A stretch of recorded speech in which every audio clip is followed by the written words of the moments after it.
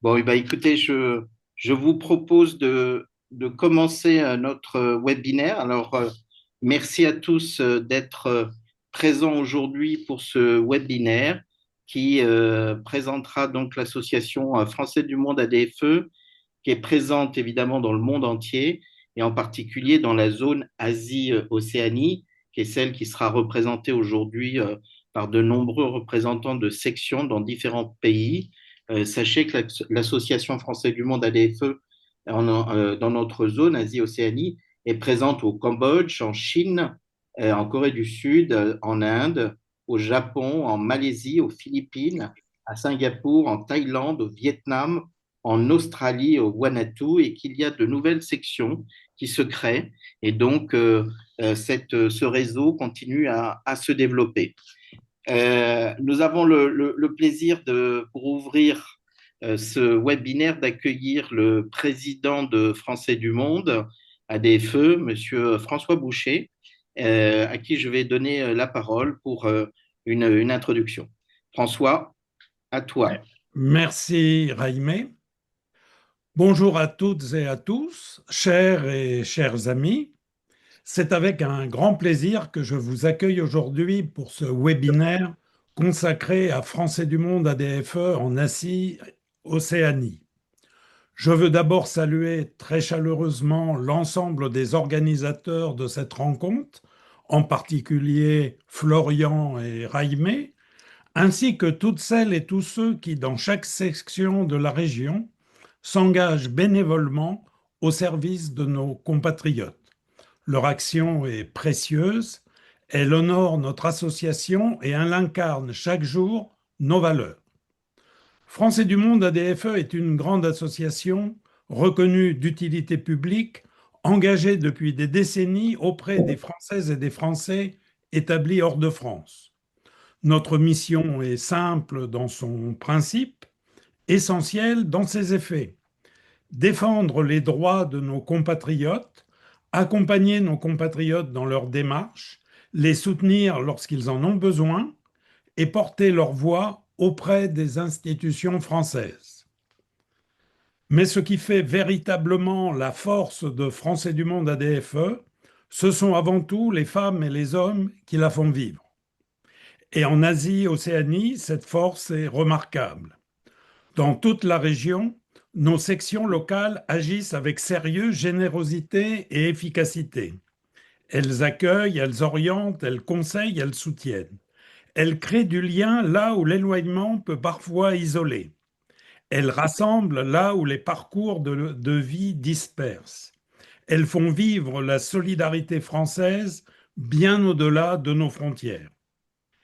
Elles jouent également un rôle essentiel dans la vie démocratique de nos communautés françaises à l'étranger, car elles connaissent le terrain.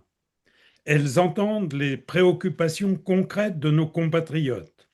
Elles identifient les difficultés liées à l'enseignement, à la fiscalité, à la protection sociale, à l'accès aux services publics. Et elles permettent que ces réalités soient entendues au niveau national. C'est cette articulation entre l'action locale et l'engagement national qui fait la singularité de Français du Monde ADFE.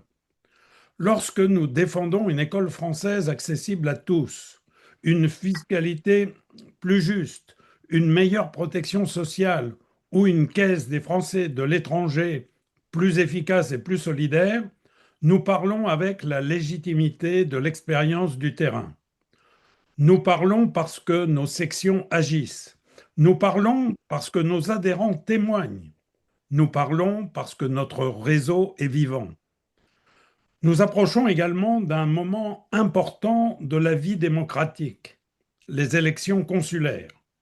Ces élections sont essentielles car elles permettent aux Françaises et aux Français établis hors de France de choisir celles et ceux qui les représenteront, défendront leurs intérêts et porteront leurs attentes dans les années à venir.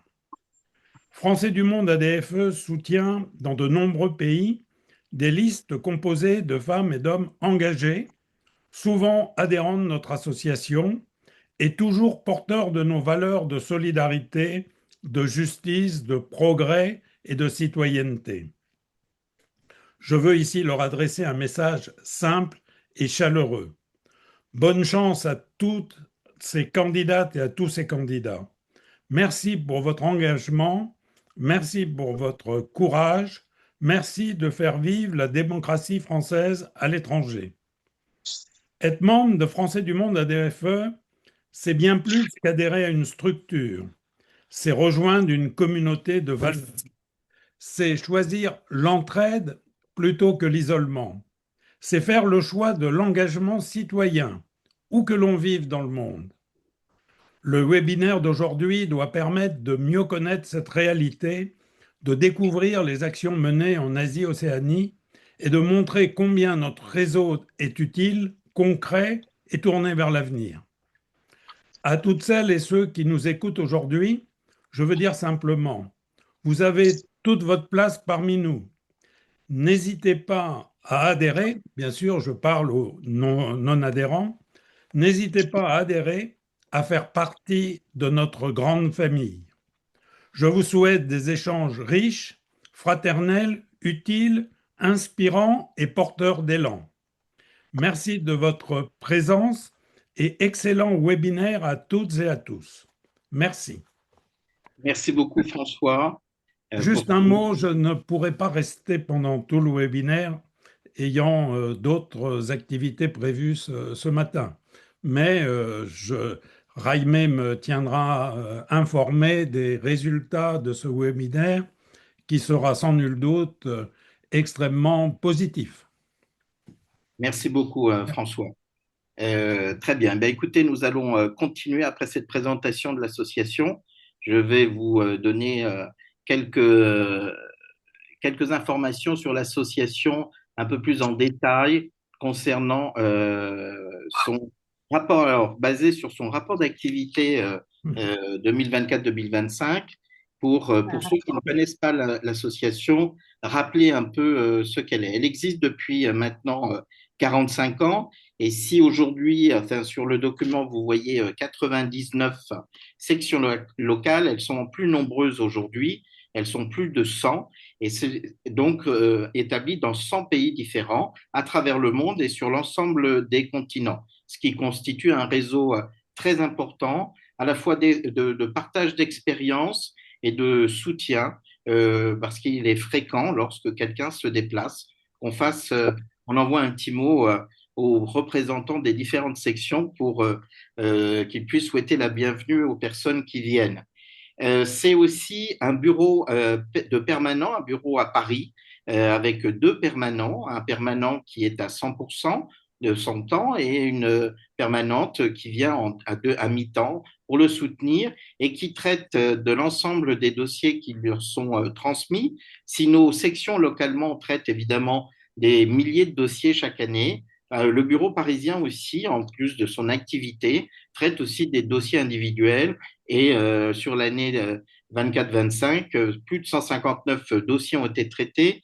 Et puis, c'est aussi sont des prises de position concernant les Français et les Françaises de l'étranger, à la fois sur l'éducation, mais aussi sur la Caisse des Français de l'étranger. Et nous avions lancé il y a quelques mois une pétition pour soutenir la Caisse des Français de l'étranger, qui, comme vous le voyez, a atteint pratiquement 5000 signatures.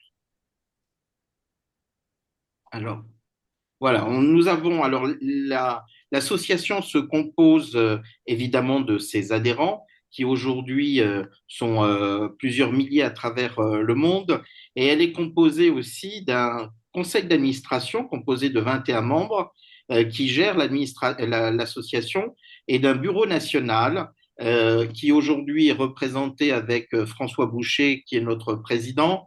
J'en suis le secrétaire général et puis nous avons différentes personnalités issues de l'association, du conseil d'administration et qui ont été désignées au bureau national.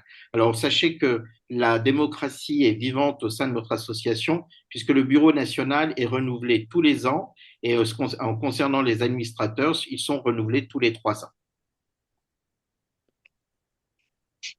Alors, on peut passer au slide suivant, Clément, merci. Alors, quelques chiffres pour vous donner une vision de notre association à travers le monde. Donc, on a vu que nous avions plus de 100 sections. Alors, quand on dit sections, c'est-à-dire des associations françaises du monde locales et en Asie-Océanie, comme je vous le disais tout à l'heure, elles sont présentes en Chine, en Thaïlande, au Cambodge, au Vietnam, au Japon et dans d'autres, aux Philippines, dans de nombreux pays de cette zone. Et nous avons également un certain nombre de conseillers des Français de l'étranger qui sont membres de notre association 83 et certains sont élus à l'Assemblée des Français de l'étranger. Beaucoup de Français de l'étranger ignorent effectivement qu'il y a à la fois des conseillers, c'est-à-dire des gens qui peuvent vous représenter auprès de postes consulaires ou de l'ambassade, et puis ils sont 443, ils étaient 443 de mémoire jusqu'à présent, et parmi ces 443, 90 sont élus pour constituer l'Assemblée des Français de l'étranger. Et nous avons ici parmi nous Florian Bohème pardon, qui siège également à l'Assemblée des Français de l'étranger et qui a fait un très gros travail cette année concernant l'assise de la protection sociale des Français de l'étranger. Et il n'était pas prévu qu'il s'exprime, mais s'il le souhaite, il pourra le faire et intervenir directement. Et donc, l'association compte 25 élus à l'Assemblée des Français de l'étranger. C'est essentiel pour faire remonter les problématiques des Français de l'étranger, les problématiques de terrain. Voilà. Et puis, Français du Monde s'exprime aussi à travers son site web, mais aussi à travers des parutions et son magazine qui paraît 3 ou 4 fois chaque année. Et puis, elle intervient dans des différentes publications destinées aux Français de l'étranger, mais aussi des publications nationales. On va passer, voilà. La représentation des Français de l'étranger, elle se fait évidemment localement à travers les représentations au niveau des conseils consulaires, au niveau des conseils pour l'action sociale des ambassades et des consulats, où nos représentants, les représentants de l'association siègent de droit, puisque notre association est une association reconnue d'utilité publique, elle siège de droit avec un droit de vote, et donc elle intervient sur les dossiers de bourses scolaires, sur les dossiers sociaux qui concernent les Français de l'étranger, mais également dans le cadre du STAFF, qui est le soutien aux associations des Français de l'étranger, pour obtenir, sur présentation d'un projet, une subvention. Et donc, nos représentants à ces niveaux représentent l'ensemble des Français de l'étranger. Et puis, il y a aussi au niveau national des commissions qui sont destinées aux Français de l'étranger et dans lesquelles nous sommes représentés. Je pense par exemple à la Commission nationale des bourses, mais aussi pour la protection sociale. Nous avons également des représentants au niveau de la commission staff nationale. Donc, ce tableau vous présente rapidement, effectivement, au niveau de la protection sociale, mais aussi des bourses et de l'école inclusive, ce que nous défendons et de l'importance que cela a pour la communauté française à l'étranger. Et puis, chaque année, nous faisons paraître un baromètre qui permet aux Français de l'étranger de témoigner sur un certain nombre de questions qui leur sont posées d'une année sur l'autre et ce baromètre fait l'objet d'une présentation au Sénat et il est transmis à nos parlementaires, à nos administrations qui ainsi peuvent s'appuyer sur ce travail pour améliorer, faire remonter aux décideurs les problématiques des Français de l'étranger. Alors, ce qui est important, évidemment, c'est d'informer et de faire vivre nos communautés à l'étranger. Et donc, nous informons les Français de l'étranger via notre magazine qui paraît 3 ou 4 fois par an, son site Internet qui est très visité avec plus de 100 000 visites, une lettre d'information qui est destinée à nos abonnés, un réseau social qui est assez conséquent avec, comme vous le voyez, plus de 16 000 abonnés sur Facebook. Et puis, nous organisons par an plusieurs webinaires sur des thématiques qui touchent aux Français de l'étranger, comme les bourses scolaires ou les actions sociales, le retour en France également. Et tout cela permet effectivement de faire vivre au niveau mondial l'association et d'animer nos communautés françaises à l'étranger, ce que font aussi les sections localement. Elles font aussi tout ce travail.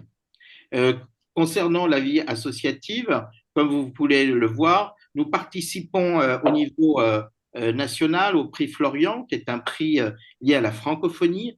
Nous organisons aussi Avril pour la planète. Nous sommes soucieux des problématiques environnementales. Nous organisons différentes universités à travers le monde. Il y a évidemment l'université Asie-Océanie. Aujourd'hui, ce webinaire est consacré à cette zone, mais il y en a d'autres, en particulier dans la 9e circonscription en Afrique du Nord, et très vivante aussi. Et puis, nous sommes présents dans la commission staff et nous avons organisé également, nous organisons maintenant chaque année un prix qui est destiné à nos sections pour les récompenser, en tout cas les valoriser quant aux actions qu'elles entreprennent et aux projets qu'elles portent. Alors, prochaine slide. Donc, notre association porte aussi un certain nombre de valeurs et défend la communauté française à l'étranger, en particulier en soutenant la Caisse des Français de l'étranger dans ses difficultés. Et nous portons la voix aussi des Français et des institutions et en tout cas des organismes qui qui protègent les Français de l'étranger. Nous portons cette voix. Nous sommes pour effectivement une justice scolaire que nous défendons à travers également des interventions auprès des organismes et de l'administration française, mais aussi auprès de la ministre qui nous représente et de l'AEFE. Actuellement, c'est un sujet essentiel, l'enseignement français à l'étranger. Et nous avons également mis en place une pétition qui a recueilli déjà plusieurs milliers de signatures et que nous ferons parvenir très prochainement à la ministre. Et puis, nous sommes présents lorsque politiquement, c'est-à-dire au bon sens du terme, nous ne sommes pas partisans, nous ne représentons pas de parti politique, mais nous sommes politiques dans la mesure où nous occupons de la vie quotidienne des Français de l'étranger et donc nous participons au débat démocratique et nous souhaitons participer au renforcement de la représentation des Français hors de France. Il faut savoir qu'ils sont estimé à plus de 3 millions, même si seulement 1 million, environ 1 million 700 000 Français sont inscrits au registre des Français de l'étranger. Ils sont plus de 3 millions à vivre à l'étranger et donc il est normal que nous puissions venir enfin, que nous puissions les soutenir dans leur quotidien et leur apporter ce dont ils ont besoin et conserver ce lien extrêmement important et très fort avec la France. Voilà. Donc, je crois que là, c'est le même slide. Donc, voilà pour cette présentation de notre association un peu rapide, mais je sais que vous pourrez aussi compter sur nos représentants dans les différents pays où vous êtes pour avoir plus de détails sur leurs actions locales et qui sont en lien avec les prises de position de l'association au niveau national. Nous allons alors donner maintenant la parole à plusieurs représentants de nos associations qui vont intervenir sur une présentation de leur section et puis également sur le type de projet qu'ils ont mis en place ou sur les dossiers sur lesquels ils travaillent. Donc, nous allons accueillir maintenant Claude Gaucher, qui est président de la section français du monde en Thaïlande et qui va nous parler, comme vous le voyez, de fiscalité, de déclaration d'impôts en France. Claude, à toi la parole. Merci Rémé, bonjour à toutes et à tous. Ravi d'être avec vous pour vous présenter un peu les actions phares qu'on mène depuis plusieurs années. Hein. Je précise également que je suis conseiller des Français de l'étranger sortant, que je ne me représente pas, mais le travail qui a été fait par la section a toujours été fait en très haute collaboration avec les deux élus du Conseil consulaire. Aujourd'hui, je vais vous présenter deux actions, deux thèmes phares qui nous ont occupés ces dernières années. C'est tout d'abord la fiscalité. Alors pourquoi la fiscalité? Parce qu'on s'est très vite aperçu, alors en Thaïlande, mais ce que je dis pour la Thaïlande est vrai pour l'ensemble du monde, que la fiscalité des Français de l'étranger avait des particularités qui n'étaient pas forcément, je dirais, reconnues. Hein. Le débat qu'on a eu il y a 6 ans, vu l'initiative malheureuse de notre député Al Jeantet qui essayait de supprimer la retenue à la source, nous a éveillés à ce sujet. Donc on s'est déjà aperçu tout d'abord que lorsqu'on remplit sa feuille d'impôt, et on est en train de le faire, donc c'est un sujet d'actualité, hein, et qu'on regarde le simulateur officiel qui ressort de notre déclaration, il s'avère que lorsqu'on le vérifie, eh bien, pour les Français de l'étranger, eh bien, c'est faux, la plupart du temps. Et ça, c'est une surprise, et je pense que c'est encore une surprise pour de nombreux de nos compatriotes. Et je tiens à signaler que c'est reconnu maintenant, le fait que ben, ce système particulier des Français de l'étranger, et en particulier son simulateur qui vous donne le résultat de l'impôt que vous allez avoir à payer, n'est pas fait strictement, bien sûr, pour les Français de l'étranger, mais qui n'est, en fait, il donne des valeurs qui sont assez souvent fausses, hein. C'est reconnu euh, par l'administration fiscale elle-même, hein, puisque nous l'avons interrogé et un des responsables a répondu, par exemple, sur le taux. Vous savez, quand vous faites votre déclaration, vous pouvez choisir le taux fixe ou le taux moyen. Et il vous est précisé que l'administration vous appliquera le taux le plus favorable. Or, c'est complètement faux et c'est reconnu maintenant par l'administration, hein, puisqu'elle nous a déclaré, je vous informe que le taux moyen ne peut se traiter que dans le cadre d'une réclamation. Je précise que cette affirmation a été à nouveau refaite par la direction, la DNR, lors des derniers travaux de l'AFE, puisque j'ai participé plusieurs fois à la commission des finances de l'AFE, hein, qui est présidée par notre ami Renaud Lebert. Et il a bien été reprécisé et redit, bah, oui, ce simulateur, ces résultats ne sont pas valables dans un certain nombre de cas, et assez souvent pour les Français d'étranger, et en particulier sur ce taux moyen.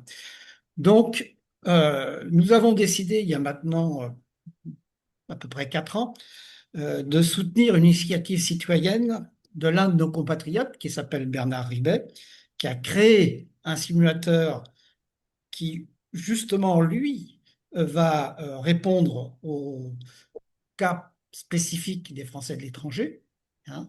Ce simulateur, nous l'avons popularisé en Thaïlande grâce à un système de cagnotte parce qu'il a fallu le mettre en ligne. Monsieur Ribet a construit la partie purement fiscale, mais la partie, je dirais, informatique visuelle pour nous était un travail différent. Donc il a fallu le financer. Nous avons créé une cagnotte et depuis 3 ans, il y a une mise à jour régulière qui se fait. Et je vais vous le mettre sur le chat. Pour se connecter à ce simulateur, vous pouvez le faire facilement et vous trouverez comment cela fonctionne. Je ne vais pas l'expliquer là maintenant parce que j'en aurai pour toute la réunion, hein.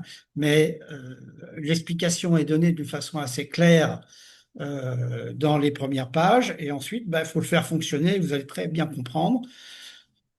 Il était utilisé au moment de la déclaration pour avoir une idée, effectivement, de la somme à laquelle vous serez imposé, mais il est encore plus important de l'utiliser fin juillet, début août, quand vous allez recevoir votre avis d'imposition, hein. C'est là que vous allez pouvoir vérifier que l'avis d'imposition correspond au calcul de notre simulateur. Et le gros avantage maintenant, c'est que si cela ne correspond pas, le simulateur va vous apporter des directions, des conseils pour les réclamations à faire, hein, parce que, comme je l'ai précisé tout à l'heure, par exemple sur le problème du taux moyen demandé mais qui n'est pas appliqué, vous allez le voir, si vous avez demandé le taux moyen, en général, il sera pas donné. Donc, il y a une réclamation à faire et vous avez dans le simulateur une proposition de réclamation toute faite, hein. Vous n'avez plus qu'à compléter avec votre nom. Voilà, donc ça, c'est important. Ce qui est important aussi de dire, c'est que malgré ce simulateur d'initiative citoyenne, nous avons continué au niveau des instances, en particulier de l'AFE, de demander à ce que l'administration prenne le relais, parce que c'est un travail que nous faisons, nous, bénévolement, et avec le soutien de nos compatriotes, mais ça demande un investissement quand même très important, et il paraît évident que l'administration fiscale doit faire ce travail. Nous avons commencé à militer dans ce sens il y a maintenant plus d'un an. Ça fait deux assemblées des Français de l'étranger auxquelles je participe où ce sujet est abordé. La bonne nouvelle, c'est qu'à la dernière réunion, qui a eu lieu il y a à peu près un mois, un peu plus d'un mois, l'administration fiscale des Français de l'étranger nous a confirmé qu'il y avait bien un simulateur qui commençait à être travaillé pour, on l'espère, mais bon, j'ai bien dit espère, pourra être utilisé par tout le monde dès l'année prochaine, hein. Il n'est pas encore valable pour la déclaration de cette année. Voilà, donc pour ce problème de la fiscalité, et j'insiste, hein, euh, il peut y avoir des différences en fonction des pays si vous avez des conventions fiscales qui, par exemple, vous imposent de vos revenus français dans votre pays de résidence. Donc, évidemment, là, le simulateur ne fonctionnera pas pour cette partie impôts dans le pays de résidence. Mais tous vos revenus d'origine française qui sont à déclarer en France sont pris en compte dans le simulateur. Voilà. Donc, n'hésitez pas à le faire fonctionner. Notre travail sur la fiscalité a été aussi très intense ces derniers mois. Alors là, ça concerne plus mes compatriotes qui sont en Thaïlande parce que on avait un problème d'application de la convention justement fiscale et par l'action, je dirais commune des élus de proximité, des élus sénateurs, en particulier Hélène Conway-Mouret, auprès des instances françaises, on a réussi à obtenir que la Thaïlande confirme que les pensions, par exemple, n'étaient pas à fiscaliser en Thaïlande. Donc ça, c'est un gros résultat qui prouve que lorsque vos élus, lorsque vos associations se mobilisent, on peut avoir des résultats. Alors ça, c'est important parce qu'on entend quand même de temps en temps des compatriotes qui nous disent, ben oui, mais c'est très bien, on va voter bientôt pour des élections consulaires, mais à quoi vous servez? Donc, il y a des résultats concrets. Voilà sur cette première partie, Rémi, sur la fiscalité. Alors, je ne sais pas Merci combien de temps Claude. j'ai utilisé de mon temps. Je vais te demander effectivement d'être un tout petit peu plus court sur la Caisse des Français de l'étranger, même si je sais que c'est un sujet qui te passionne. Et en tout cas, pour ceux qui ne sont pas encore adhérents à Français du Monde, bravo pour le travail que vous faites sur la fiscalité. Merci Rémi. Donc effectivement, le deuxième axe de travail qui nous mobilise depuis un grand nombre d'années, hein, c'est l'action par rapport à la CFE.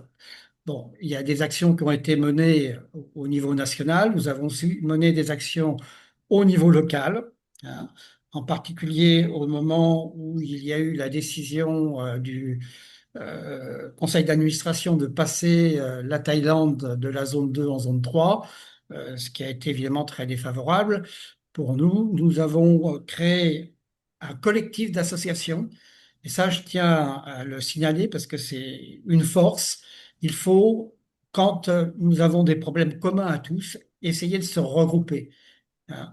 Euh, le collectif d'associations qui est né il y a maintenant plus de 3 ans, au départ, comportait 6 associations. Alors, des associations, je dirais, à vocation nationale, comme l'UFE, comme Français du Monde, comme la Bienfaisance, mais également des associations plus localisées, que ce soit sur Pattaya, en Nissan, à Phuket, etc. Et tous ensemble, on a créé ce collectif qui a été forcément actif et qui a plus de poids et par exemple, au moment de ce passage et avant ce passage pour essayer de l'éviter, en zone 3, nous avons nous aussi créé une pétition qui, à l'échelon de la Thaïlande, a recueilli 2180 et quelques signataires, ce qui était quand même très important. Hein. C'est même plus important que le nombre d'électeurs qui vont aux élections ici, en général en Thaïlande. Donc, une mobilisation importante. La CFE a quand même partiellement entendu notre appel, puisque elle est quand même venue sur place discuter avec nos compatriotes. Donc ça, c'était tout à fait positif. Et malgré le passage en zone 3 qui aurait dû nous faire perdre le tiers payant, on a quand même obtenu le maintien du tiers payant, et ça, c'était quand même fondamental. Hein. Le tiers payant, je vous le rappelle, c'est la partie que l'adhérent ne paye pas quand il est hospitalisé dans un hôpital conventionné par la CFE. Hein. Donc, nous avons gardé le bénéfice du tiers payant. Certes, il est passé de 80 à 70%, donc c'est pas il y a encore beaucoup de choses à faire, ça ne nous satisfait pas complètement, loin de là, mais on a préservé quand même l'essentiel, et ça, je crois que c'est important à dire, parce qu'on risquait de ne plus avoir du tout de tiers payant en Thaïlande en passant en zone 3.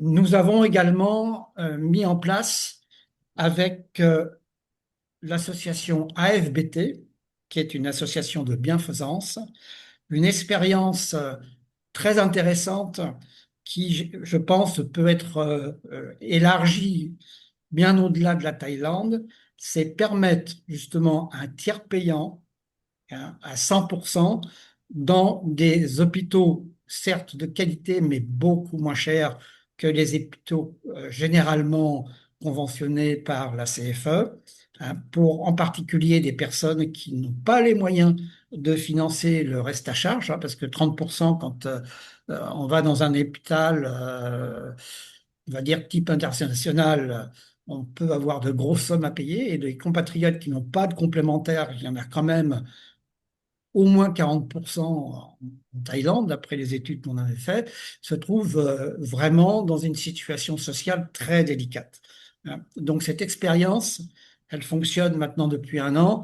J'ai appris récemment que cette expérience était prolongée d'une année, et je m'en félicite, et nous espérons qu'elle va s'élargir et démontrer que dans nos propositions justement que nous faisons pour avancer, il faudrait peut-être revoir ce système de tiers payant, et plutôt que de le mettre en place par pays, mais le mettre en place, faire des taux différents en fonction du type d'hôpital, du type d'hôpitaux avec les tarifs qui sont donnés, avec justement aller vers une TPH totale à 100% pour les hôpitaux souvent publics qui sont à coût modéré, et avoir par contre des tiers payants qui peuvent monter à 70, 60, voire 50% pour les hôpitaux très chers, ce qui serait beaucoup plus logique.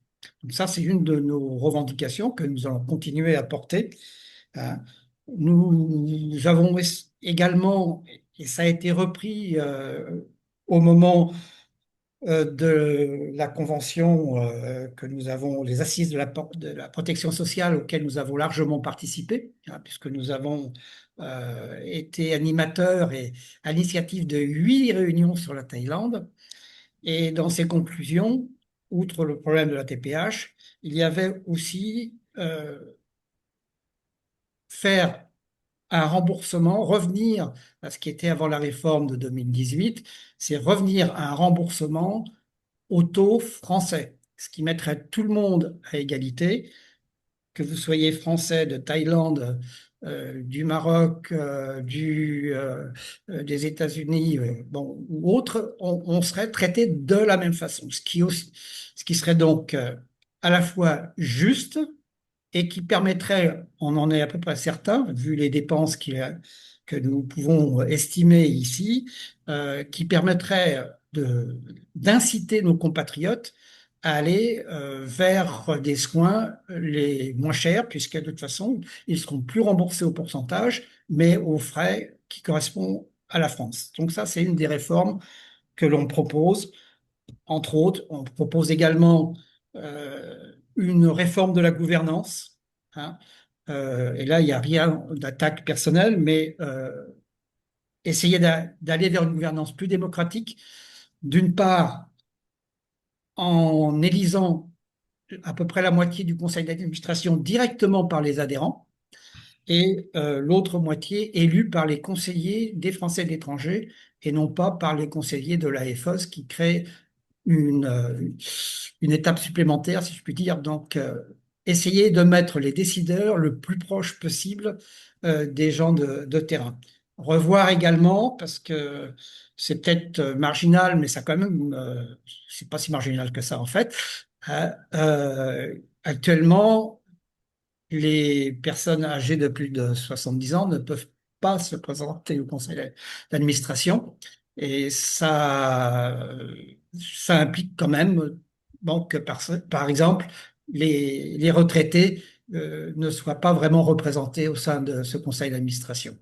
Voilà, je terminerai évidemment par le, le cœur du problème de la CFE qui sera, je pense, repris également par Pierre-Yves tout à l'heure, qu'est le financement. Et dans ce domaine-là, bien sûr, on soutient un financement pérenne de la CFE par un reversement partiel de la CSG-CRDS, comme l'a proposé Karim Benchek, qui est l'un de nos députés des Français de l'étranger, hein, mais aussi, et je pense que j'ai été entendu sur ce sujet, il faudrait lancer une étude sur la COTAM, hein, puisque Excuse-moi, Claude, c'est je juste parce que, finis.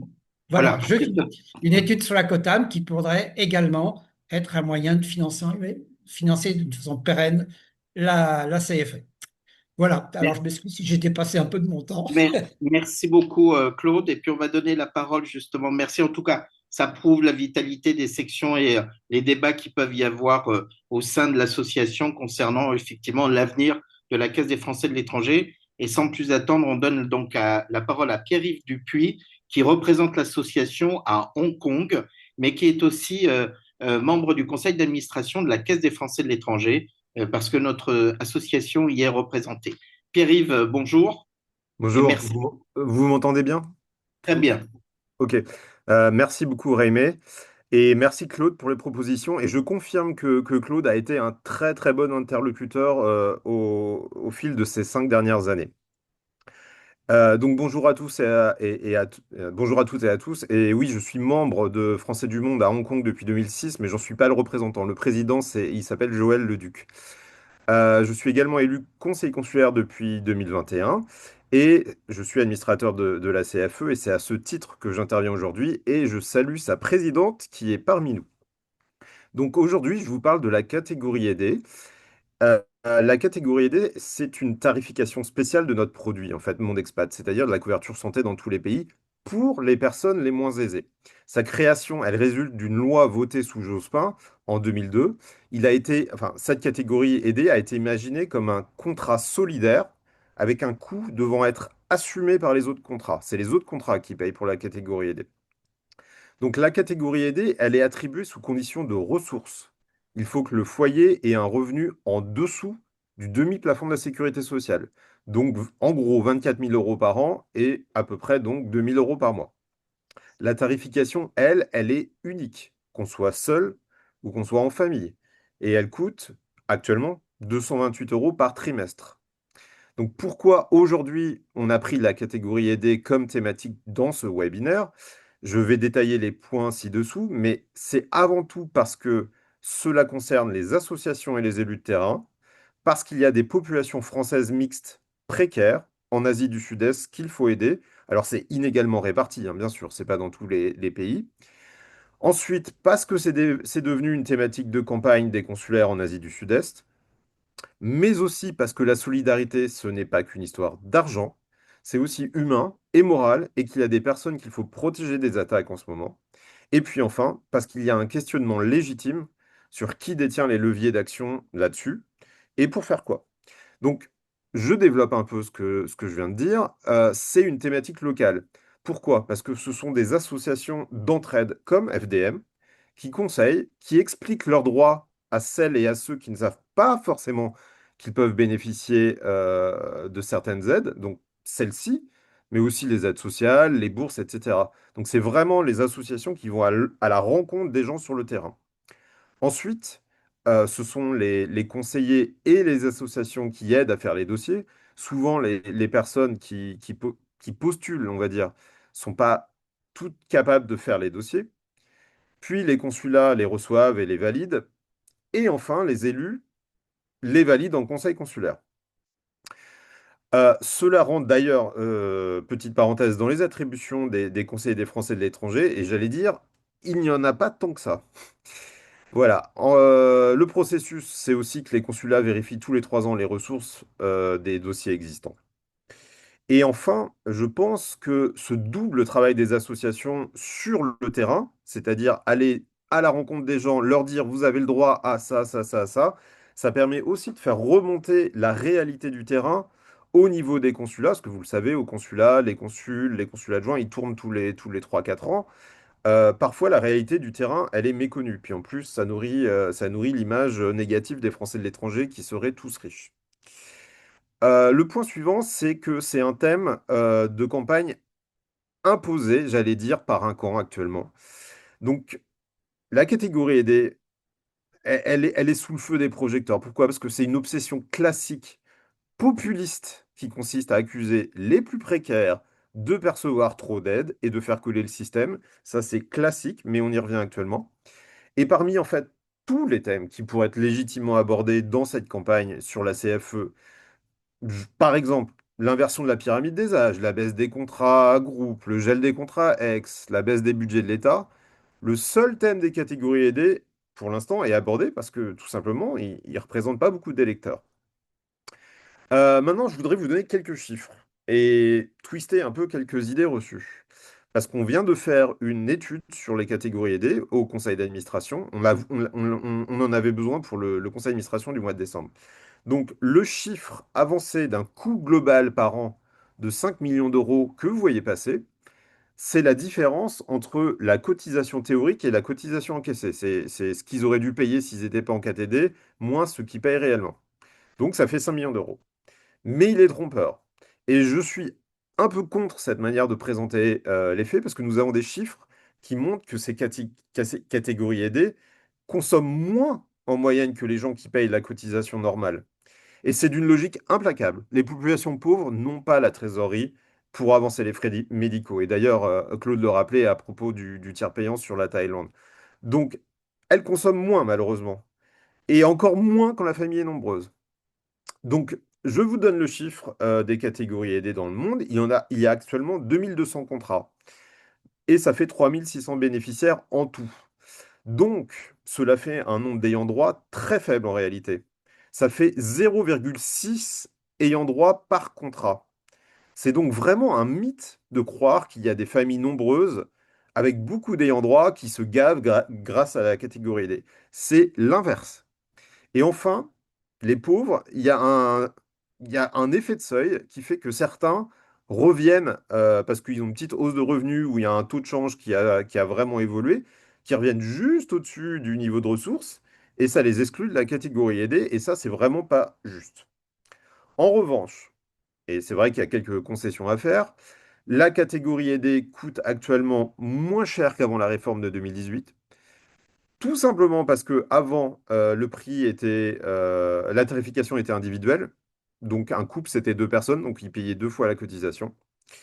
Et puis, on sait qu'elle n'est pas juste, puisque enfin, la manière dont ça fonctionne, c'est pas juste, puisque le seuil n'est pas adapté au coût de la vie locale. 2000 euros, bah, en fait, c'est le même seuil pour un célibataire qui vit au Laos, par exemple, que pour un couple avec enfant qui vivrait à Tokyo. Donc, en vrai, euh, on est, il y a matière à changer. Donc, l'État ne fait pas grand-chose et paye environ 10% du prix. Les leviers, bah, en fait, qu'est-ce qu'on peut faire nous et qu'est-ce que peut faire le législatif? Euh, Nous, on voudrait adapter un peu la catégorie aidée pour les pays, mais aussi faire en sorte qu'il y ait plus de familles qui puissent y rentrer. En réalité, c'est par la loi qu'on change la plupart de nos leviers d'action, et d'ailleurs pas que sur la catégorie aidée.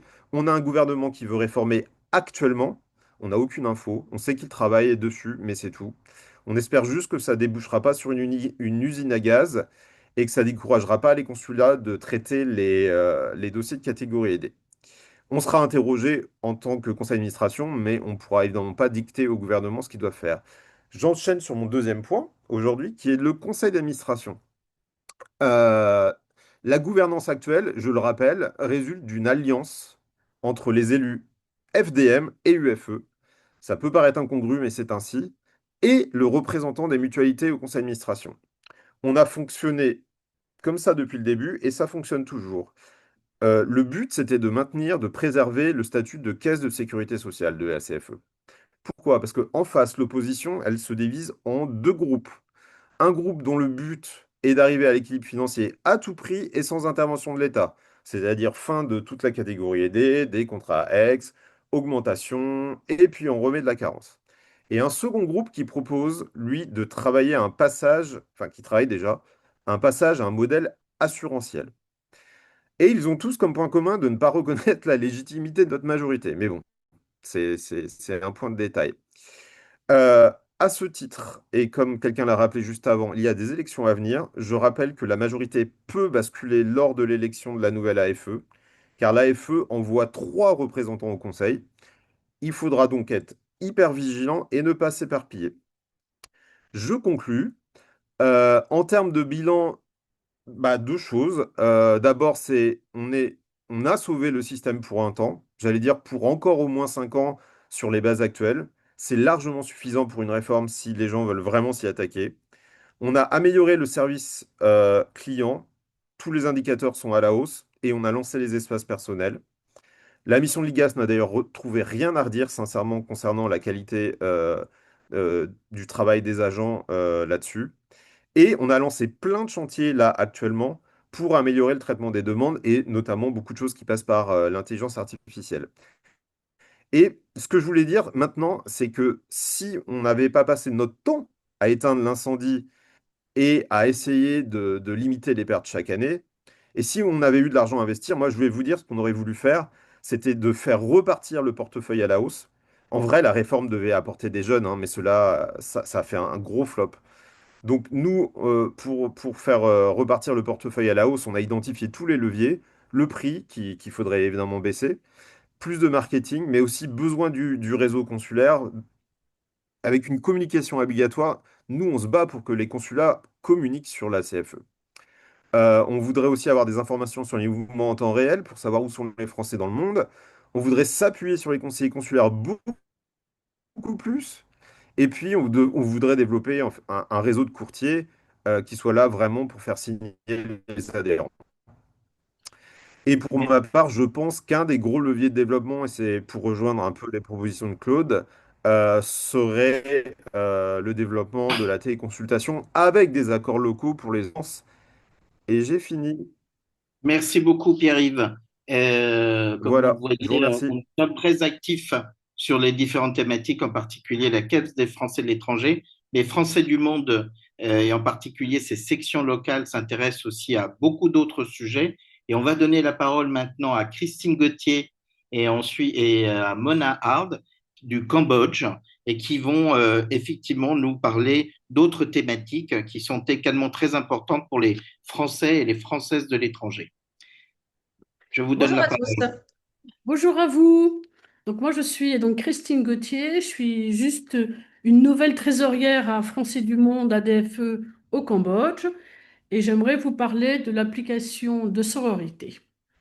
Alors c'est fait, le 31 mars 2026 a été lancée l'application sororité Save You grâce à une subvention de 300 euros de Français du Monde. Merci à vous parce que ça va vraiment nous aider sur le projet enfin, que l'on souhaite et que l'on veut installer au Cambodge car on en a vraiment besoin. Et donc cette subvention a été demandée par Mona Hard, notre présidente, à qui d'ailleurs je vais laisser la parole parce que c'est elle qui va vraiment bien vous expliquer cette application. Merci. Bonjour à tous et ravi d'être parmi vous. Donc voilà, je vais vous parler d'une application qui a été créée par une association en France qui s'appelle The Sorority Save You. The Sorority Save You, c'est la première communauté et application d'entraide internationale entièrement sécurisée, dédiée en premier lieu aux femmes et aux adolescentes. Elle compte, à l'heure qu'il est, exactement, là j'ai eu le chiffre, 388 000 utilisatrices qui ont été référencées. Il y a eu plus d'1 million de téléchargements.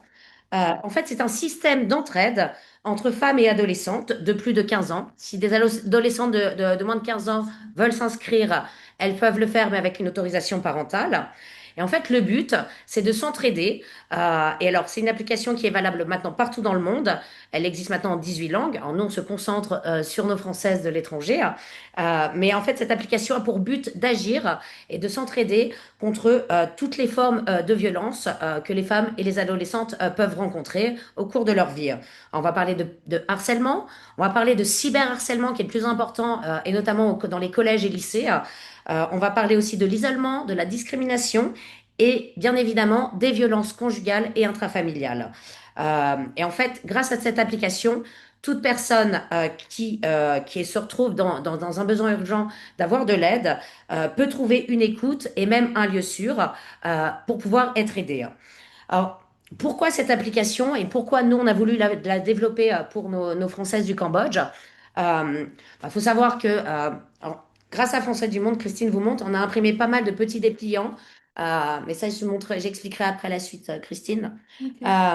Pourquoi on a lancé cette application? Bon, hein, on le sait tous, les violences faites aux femmes existent partout dans le monde et depuis la nuit des temps. Il faut savoir que, par exemple, on va dire dans le monde, une femme sur trois est ou sera survivante de violences physiques ou sexuelles au cours de sa vie.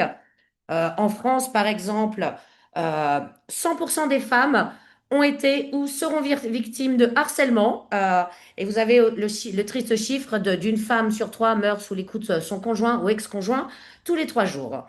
Alors pour nous, pour l'Asie du Sud-Est, les résultats, les chiffres sont pas meilleurs. Il y a eu des études qui ont été faites par l'ONU sur toute l'Asie du Sud-Est, donc tous nos pays, Cambodge y compris. Il faut savoir que par exemple en Asie du Sud-Est, 50% des hommes admettaient en 2013 utiliser, alors c'était 2013, ok, c'était il y a longtemps, mais bon, ça n'a pas énormément évolué. 50% des hommes admettaient utiliser la violence contre les femmes. Et 25% d'entre eux admettaient déjà avoir déjà violé une femme et une jeune fille. Donc, pourquoi cette application? Parce que ça existe partout. Et en fait, cette application est d'autant plus pertinente quand on est, je vais parler, une femme expatriée à l'étranger. Sachant que quand on se retrouve dans des situations de harcèlement, ou de violence. Déjà, dans son pays natal, il est difficile de parler à sa famille, à ses amis. Quand vous vous retrouvez expatrié dans un pays que vous ne connaissez pas, avec des systèmes qui ne sont pas forcément en place, que ce soit la police ou des systèmes de suivi, c'est encore plus compliqué. On se retrouve d'autant plus dans l'isolement. Donc, pourquoi on a voulu développer cette application? C'est parce que on sait que ces violences, que ce soit du harcèlement, du cyberharcèlement, des violences conjugales, elles existent et même dans les lieux expatriés, on le sait très bien. Donc voilà, nous, on a voulu développer cette application sur le Cambodge. Et donc là, la subvention de 300 euros de Français du Monde fin décembre nous a permis d'imprimer tout un type de communication, que ce soit des dépliants explicatifs, des posters, des stickers qu'on va en fait laisser, par exemple, dans les toilettes des restaurants fréquentés par la communauté française. Et donc on va développer tout ça sur le Cambodge.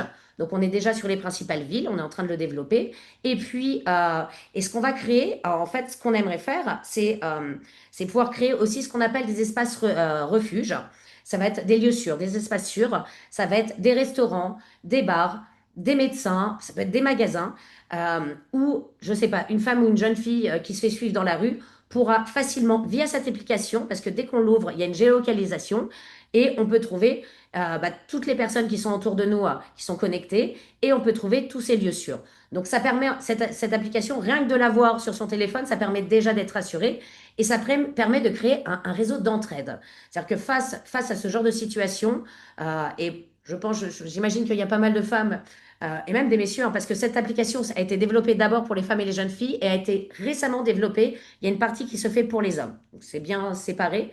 Euh, mais quand ça arrive à la plupart des personnes dans votre vie, ça vous arrive de vous retrouver harcelé, de vous faire suivre dans la rue. Et le fait d'avoir cette application et de savoir qu'il y a des personnes qui peuvent vous aider, qui peuvent vous écouter, déjà ça rassure. Ça rassure. Et donc nous, on veut dynamiser cette entraide, en tout cas sur le Cambodge. Voilà. Euh, le fonctionnement de cette application, enfin pour s'inscrire, l'inscription est gratuite. Alors, il y a un processus de vérification d'identité parce que, par exemple, les femmes qui s'inscrivent, si vous avez leur mari qui s'inscrit sur la même application, le problème, c'est qu'à partir du moment où on active l'application, si on l'ouvre, on se retrouve géocalisable. Donc, c'est pour ça que c'est bien séparé. Il y a une section pour les femmes et il y a une section pour les hommes. La section pour les hommes étant très récente. Donc c'est gratuit. Et puis en cas d'alerte, en fait, vous avez juste à appuyer sur un bouton 2 secondes, ce qui permet à ce que les 50 personnes qui sont inscrites et vérifiées sur l'application, les 50 personnes les plus proches, reçoivent votre message d'alerte et peuvent dans ces cas-là vous aider, vous rejoindre, contacter si vous le souhaitez les autorités, le consulat, ce genre de choses. Donc c'est quelque chose qui permet une entraide directe et très active. Euh, Nous, ce qu'on souhaite faire pour le Cambodge, ce qu'on commence à faire, c'est développer déjà au niveau de la communication, promouvoir cette application. Donc, comme je le disais, via nos prospectus, nos dépliants, nos stickers, dans tous les lieux fréquentés par la communauté française et francophone. Alors, que ce soit, oui, les restaurants, les bars, le consulat, les médecins, les hôpitaux, euh, un peu de tous ces endroits-là. Et puis, l'intérêt aussi, parce que pouvoir aider sur le moment, c'est bien, mais après, les personnes qui sont vraiment les victimes de violences, généralement ont besoin de suivi et puis il y a besoin parfois aussi de pouvoir mettre des choses en place pour des dépôts de plainte ou autres. Donc le but, c'est on est en train de créer une toile, que ce soit auprès des associations, que ce soit auprès du consulat, les services de police du consulat, et que ce soit aussi auprès des médecins et des psychologues. C'est ne pas laisser ces personnes, que ce soit des femmes ou que ce soit des jeunes filles victimes de cyberharcèlement, c'est que aider sur le moment, c'est bien, mais qu'il faut une continuité. Et sachant que, par exemple, pour les femmes françaises victimes de violences, si leur conjoint est français, le consulat peut aider pour que ces personnes soient poursuivies en France. C'est pour qu'il y ait vraiment, voilà, pour qu'on ne laisse pas les choses comme ça, mais qu'on puisse soutenir ces personnes, mais que ce soit du simple harcèlement ou la personne qui se fait suivre dans la rue juste aux violences intrafamiliales ou conjugales, c'est qu'il puisse y avoir un réseau autour et qu'on ne laisse pas ces personnes toutes seules. Voilà, donc c'est un peu tout ce qu'on veut faire, tout ce qu'on est en train de lancer au Cambodge. Euh, et on a pas mal déjà de Françaises et même des Français qui sont prêts à nous soutenir et pas mal d'établissements sur les villes principales de Phnom Penh, de Siem Reap. On a Kep et Kampot déjà. Donc on est en train de progressivement développer et ceci a été, euh, a été possible grâce à la subvention qui nous a été donnée par Français du Monde. On a pu lancer déjà les premières impressions et donc on lance le projet actuellement. Voilà. Donc c'est tout ce que j'avais à dire. Merci beaucoup, Mona.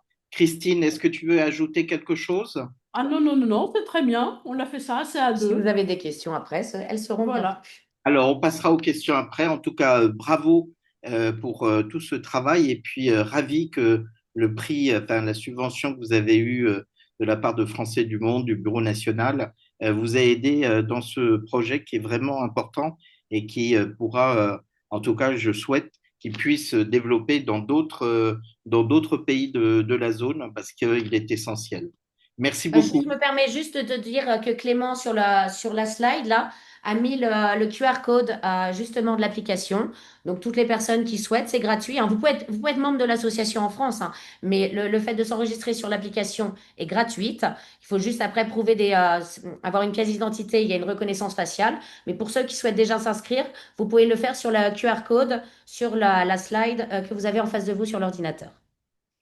Si Clément, tu peux partager dans le chat la slide, comme ça permettra à tous ceux qui le souhaitent de prendre donc le QR code.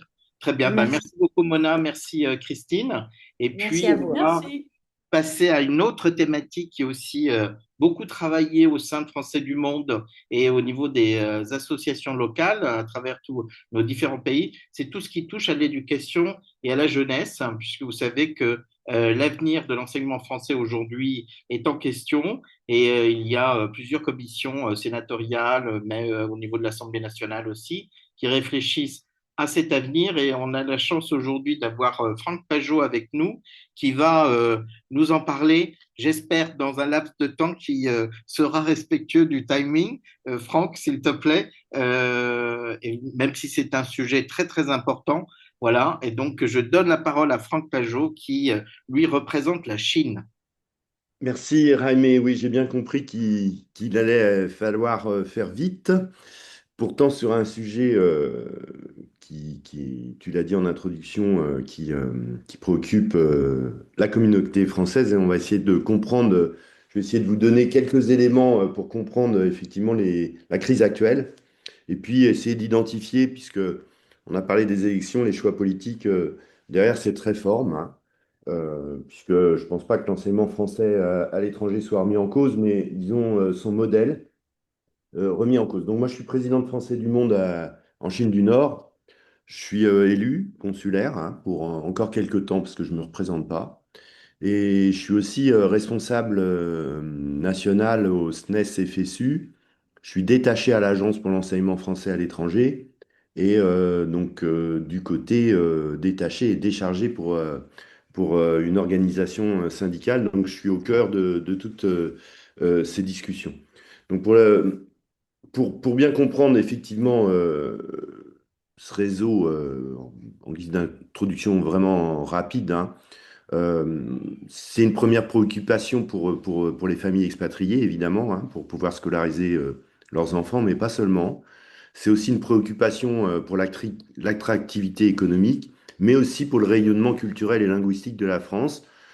Donc, ce réseau qui est fait de 600 établissements, il repose sur l'opérateur public, qui est l'Agence pour l'enseignement français à l'étranger, qui est située à Nantes et à Paris, avec deux antennes, avec des agents en centrale qui gèrent ces 600 établissements. Il y a 400 000 élèves. Et pourquoi c'est un enjeu culturel et linguistique, voire diplomatique? Parce qu'il y a quand même 60% des élèves qui sont non français. Entre autres, hein, les établissements, ils sont également situés dans 130 pays, avec tous les continents représentés.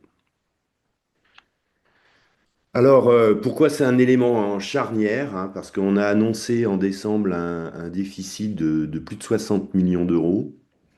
Je ne vais pas comparer à la CFE, mais bon, au final, c'est un peu plus complexe que ça.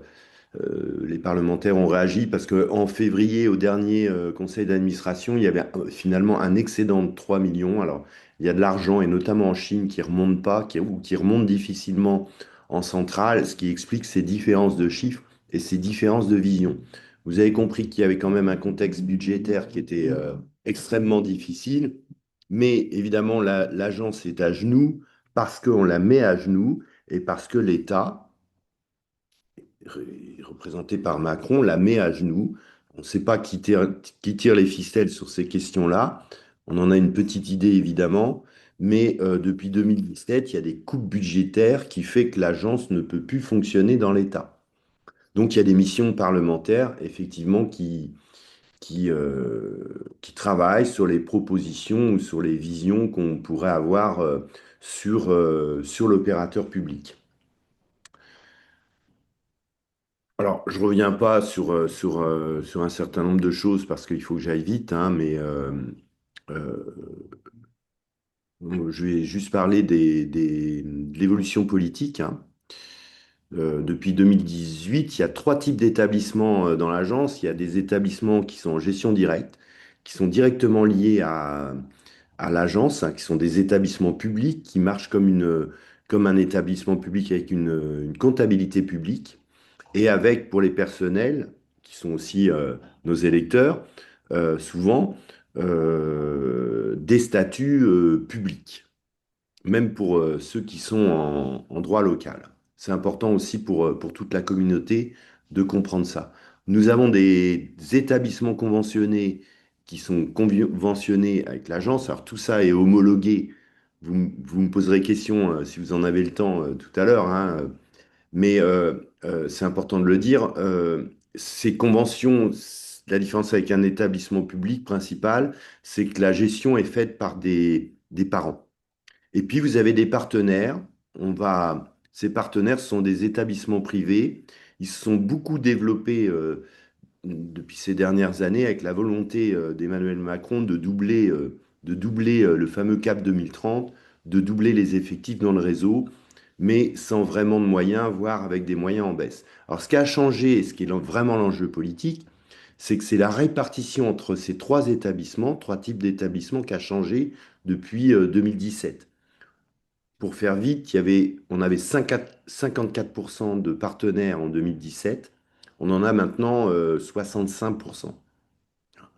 Voilà, donc il y a de plus en plus d'établissements privés et on va voir pourquoi c'est un enjeu politique et pourquoi, globalement, Français du Monde a une vision plutôt de gestion publique des établissements parce que bah, nous, les valeurs que nous défendons sont des valeurs de mixité sociale, d'un accès à l'éducation pour tous et pas d'un système éducatif privé qui serait réservé à une certaine élite qui aurait les moyens de se payer telle ou telle option, de se payer telle ou telle langue ou tel dispositif éducatif. Alors, vous l'avez compris, hein, le réseau il devient de plus en plus privé et de moins en moins structuré autour de l'opérateur public, ce qui est contesté par les organisations syndicales, mais aussi par les associations. Raimé a parlé d'une pétition, mais il reviendra dessus. Alors, tout ça est lié à une pression budgétaire croissante, hein, j'en ai parlé, et notamment la plus grosse coupe, elle s'est faite en 2017, mais aussi dernièrement. Donc on coupe les budgets, les subventions stagnent, voire elles diminuent. Les postes de détachés qui sont liés à la France, et on verra à quel point le lien à la France et à l'institution française est capital pour notre système éducatif, pas seulement pour les diplômes ou les programmes, mais aussi pour la politique d'inclusion, je pense que Raimé va en parler, pour l'égalité femmes-hommes, pour les violences sexuelles et sexistes. Tout ça, c'est important parce que vous savez très bien que la spécificité des réseaux, c'est d'être implanté dans des pays où les lois, justement, ne défendent pas forcément toutes ces valeurs. Alors, la question politique, elle est simple, hein. Quelle est la responsabilité de l'État dans l'enseignement français à l'étranger? On a parlé de la CFE tout à l'heure, la question, elle est la même, hein. Donc, les réformes envisagées, et notamment par certains, c'est moins d'établissements en gestion directe. Nous, on considère que c'est grave. C'est une disparition progressive des établissements conventionnés. On va voir pourquoi beaucoup d'établissements veulent déconventionner. Parce qu'évidemment, une des solutions apportées à court terme, c'est d'augmenter les frais de scolarité pour les parents. Et bah, les parents, à juste titre, trouvent ça complètement anormal. Et un développement massif des partenaires privés, ce qui pose problème. J'ai évoqué un certain nombre de points. J'y reviendrai rapidement, malgré le manque de temps. Donc, ce réseau, il serait majoritairement privé avec un pilotage public minimal, ce qui pose aussi problème, hein, puisqu'on veut aussi changer la gouvernance. Et il y a effectivement, comme pour la CFE, des arrière-pensées politiques. Et cette évolution risque de transformer progressivement l'enseignement français en marché éducatif international. Je l'ai dit, au détriment de l'égalité d'accès, de la cohérence du réseau, parce qu'il y en a une, et de la mission de service public auquel on est quand même attaché. J'ai parlé des liens institutionnels qui sont capitaux pour un certain nombre de choses qui sont faites dans les établissements, et pas seulement les programmes scolaires. Alors évidemment, pour la gauche, et je pense qu'on est tous de gauche, l'enseignement français, il ne peut pas devenir un produit éducatif réservé aux élites, et notamment aux élites internationales, qui auraient les moyens de payer des frais de scolarité très élevés. Et vous savez qu'en Asie, les frais de scolarité sont très élevés. Pékin, par exemple, que je connais bien, puisque j'y ai travaillé, est l'établissement en gestion directe le plus cher du monde. Je vais faire vite sur, enfin, je ne vais même pas en parler sur la question des statuts des personnels, évidemment, puisque ça ne concerne pas trop. Mais c'est un des projets hein, qui n'est pas sans conséquence sur le fonctionnement de l'établissement, donc qui pourrait vous concerner, mais c'est assez technique. Mais deuxième chose, c'est aussi une pression accrue sur les parents. Là, ça vous concerne plus, avec une hausse des frais de scolarité et une difficulté d'accès pour les classes moyennes. Je ne sais plus qui a parlé des bourses. On a un système de bourse, c'est très bien, mais le système de bourse, et je le dis depuis longtemps, ne répond plus aux besoins des familles, et notamment en Asie. On a des familles qui sont trop riches pour avoir les bourses et surtout trop pauvres pour payer les frais de scolarité et les options choisies. Donc ça met en cause un enjeu majeur que nous défendons, c'est la mixité sociale du réseau, et on n'en a plus beaucoup en Asie. Alors évidemment, tout ça, c'est un enjeu politique pour la gauche. Nous, on défend, alors on n'est peut-être pas tous d'accord, mais l'opérateur public.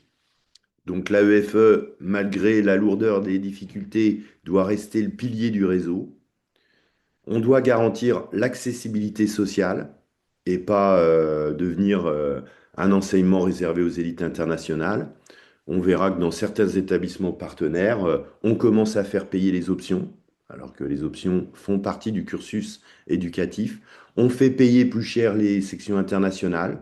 Donc si vous voulez que votre enfant soit dans un dispositif de langue améliorée, bah, il faut payer plus cher. Donc c'est réservé aux riches.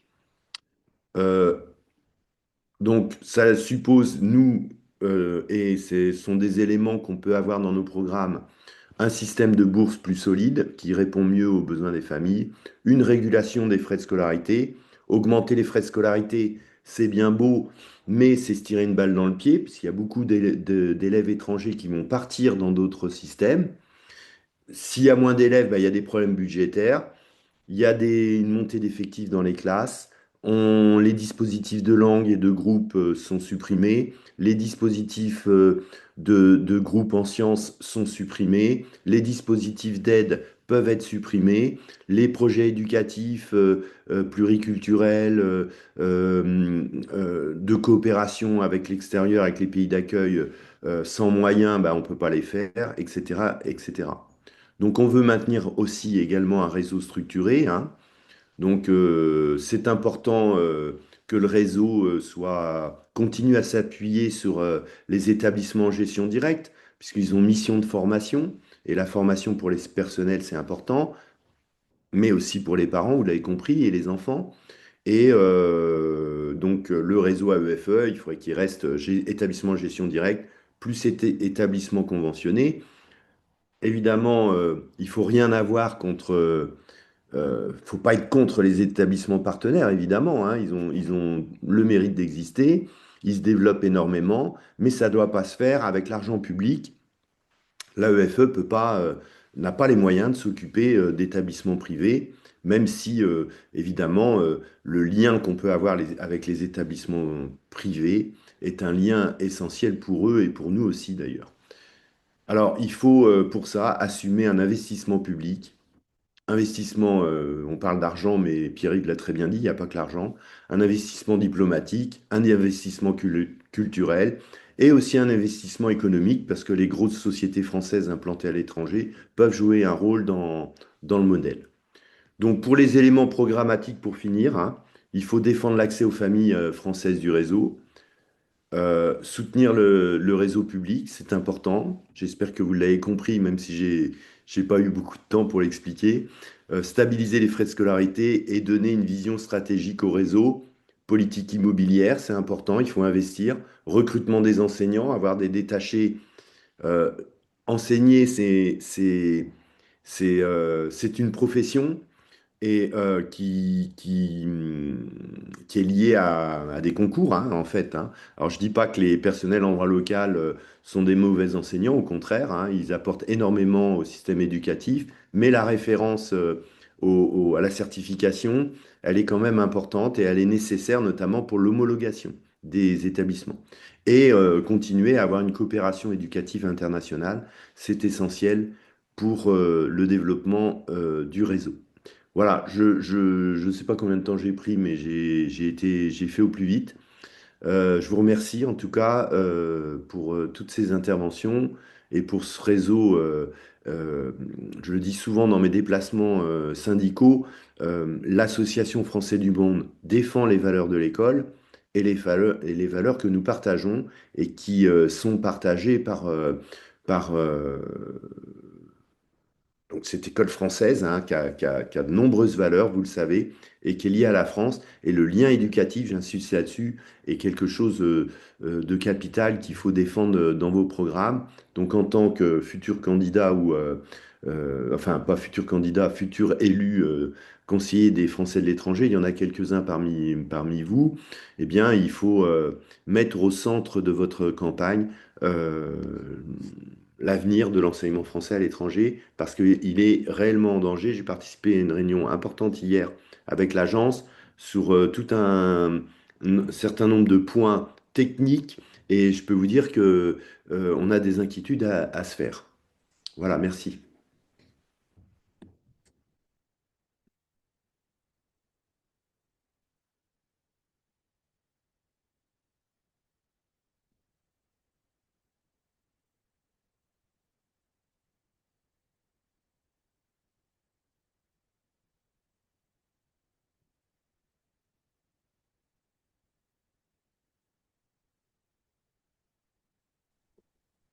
Votre micro est coupé. Pardon, Allô? excusez-moi, je parlais, je remercie Franck et Ah, oui. très rapidement dire que nous avons la chance d'avoir dans notre réseau des gens qui sont des spécialistes des différentes thématiques qui touchent aux Français de l'étranger, que ce soit la Caisse des Français de l'étranger, que ce soit l'enseignement, la fiscalité et voilà, ou d'autres thématiques comme l'école inclusive sur lequel je vais me permettre d'intervenir très rapidement parce que au Vietnam, alors je me présente, je suis Jaime Pepoc et je préside l'Association Français du Monde ADFE au Vietnam. Je suis également le secrétaire général de Français du Monde ADFE, donc au niveau national et mondial. Au Vietnam, nous avons beaucoup travaillé sur les problématiques liées à l'école inclusive et nous avons commencé par mettre en place au sein du réseau AEFE parce que nous avons plusieurs écoles du réseau AEFE, qui est de l'Agence française pour l'enseignement français à l'étranger. Nous avons mis en place une cellule psychologique jeunesse parce qu'il n'y en avait pas. Il n'y avait pas de psychologue qui intervenait alors que nous avions plus de 2000 élèves sur Ho Chi Minh Ville. Et ça nous a paru essentiel pour à la fois la vie, la bonne, enfin, une bonne vie scolaire et un besoin nécessaire, répondre à un besoin nécessaire des jeunes, mais aussi de la communauté scolaire en règle générale. Et donc, avec le travail de l'association, celui en lien avec les directions d'école, nous avons mis en place, à partir de 2020, une cellule psychologique jeunesse et qui a été construite sur un modèle de mutualisation des moyens. Parce qu'effectivement, on peut comprendre que cela coûte cher, mais il y a des solutions et les associations peuvent aussi apporter des solutions. Et c'est aussi ce travail de terrain qui est essentiel de mettre, de valoriser. Tout ne vient pas forcément effectivement des institutions qui ne répondent pas toujours à l'ensemble des besoins d'une communauté. Et Français du Monde est là aussi pour proposer soit des solutions, en tout cas essayer de faire avancer les choses. Et aujourd'hui, cette cellule psychologique, elle existe toujours. Elle a maintenant 5 ans. Nous sommes très heureux de son fonctionnement et les écoles l'ont complètement intégrée et il n'y est pas question pour elles de revenir en arrière. Il y aura des évolutions, mais voilà, c'est un projet qui a été porté par Français du Monde Vietnam, qui a même fait l'objet d'un amendement au Sénat pour essayer de étendre le dispositif à l'ensemble du réseau AEFE. Malheureusement, il n'a pas été adopté, mais voilà, c'est un beau projet qui a été mis en place. Et nous avons continué sur tout ce qui est parcours éducatif inclusif en travaillant énormément sur les AESH. Les AESH sont les accompagnants d'élèves en situation de handicap pour à la fois les former, les accompagner aussi dans leur travail, dans leurs relations contractuelles avec les familles et les écoles, de manière à ce qu'elles se sentent moins seules. Et le fait d'avoir mis en place cette cellule psychologique permettait aussi de créer du lien avec l'établissement et avec la psychologue. Et nous avons voulu compléter tout cela. Nous continuons à travailler sur une amélioration. Sachez que Français du Monde siège également au sein de l'OBEP. L'OBEP, c'est l'Observatoire pour les besoins des élèves en situation de handicap ou aux besoins particuliers. Et cet observatoire qui se réunit de nombreuses fois sur l'année permet aussi de faire avancer l'école inclusive. Et nous sommes pleinement partenaires de cet observatoire et notre travail de terrain permet de faire évoluer un certain nombre de documents de prise en charge et nous sommes ravis de pouvoir le faire. Et donc ça, c'est vraiment un travail de terrain et c'est ce que font nos adhérents, ce que font nos sections locales et c'est extrêmement important pour l'amélioration de la vie des communautés françaises à l'étranger. Et puis, nous avons été plus loin. Nous avons mis en place aussi un programme qui s'appelle DISMED et qui permet en accord avec les enseignants et les familles, de tester des élèves qui peuvent présenter des handicaps ou des difficultés et nous les accompagnons de manière à ce qu'il y ait aussi des prises en charge. Donc, nous faisons un véritable travail de fond et qui s'inscrit sur la durée. Et nous avons été mettre en place, nous avons été plus loin en mettant en place un programme qui s'appelle Avenir Pro et qui est un programme qui s'adresse à des jeunes, souvent déscolarisés en collège ou au lycée. Dans notre zone Asie-Océanie, il y a effectivement, lorsqu'on est un élève du réseau AEFE, peu de possibilités d'intégrer le système éducatif local, en particulier au Vietnam. C'est compliqué, lié à des problématiques administratives du côté vietnamien, mais aussi parce qu'il n'y a pas d'alternative. Nous ne sommes pas en Europe et donc il fallait absolument pouvoir répondre à ce besoin. Heureusement, le nombre d'enfants qui est exclu du réseau ou qui s'exclut du réseau est faible, mais il fallait ne pas laisser ces enfants et ces jeunes gens, souvent proches des 18 ans, sans formation. Et donc, nous avons, en lien avec des entreprises françaises, mais aussi des ONG qui travaillent sur ces thématiques pour la population vietnamienne, pour la population la plus défavorisée, pu mettre en place un programme de formation, de stage. Nous les prenons en charge aussi pour faire des remises à niveau scolaire, si c'est nécessaire, en français, en vietnamien, en anglais, en mathématiques.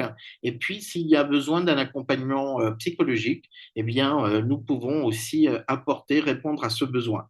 Donc, pour nous, voilà, c'est le travail qu'a fait la section Vietnam, qui est un travail de fond. Nous travaillons sur d'autres thématiques, bien sûr, et ce travail, comme pour le Cambodge, qui a beaucoup travaillé sur les violences faites aux femmes, est un travail qui peut être aussi étendu à d'autres pays. Et donc, c'est notre prochaine étape, essayer de mettre en place tous les documents nécessaires qui permettront aux associations sections en Asie-Océanie qui le souhaitent de mettre aussi ces programmes en place et à disposition de la communauté française. Voilà, je vais m'arrêter là et on va passer tout de suite parce que nous avons déjà après près d'une heure et demie de discussion, voilà, aux questions-réponses. Donc, n'hésitez pas si vous avez des questions concernant les différents points qui ont été évoqués. Chacun va pouvoir répondre. Nous nous accordons environ 20 minutes et nous avançons sur ce sujet. Alors, n'hésitez pas à lever la main. Alors, j'ai pas de visibilité sur tout le monde. Je pense que Clément, si tu veux bien retirer le slide, ça Oui, nous ça permettra de m'arrangerait. voir tout le monde. Voilà. Est-ce qu'il y a des questions?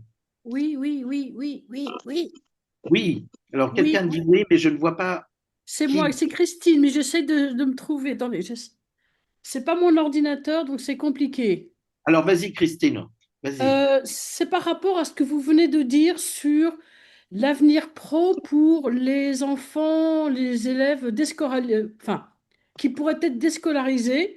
Et ma question, parce que c'est le problème qui existe aussi au Cambodge, faire passer ces enfants, les faire sortir du système général pour les faire passer dans le pro, avec soit avec de l'aide des entreprises françaises ou des ONG. Moi, je suis très concernée par ça parce que est-ce qu'on peut pas leur offrir à côté de ça? Ils ont quoi comme diplôme à la fin? Vous leur offrez quoi? Alors, ça, c'est la grande problématique. La prochaine étape de notre projet, ce serait qu'ils puissent avoir une reconnaissance de leur formation. Soit, généralement, nos enfants sont binationaux.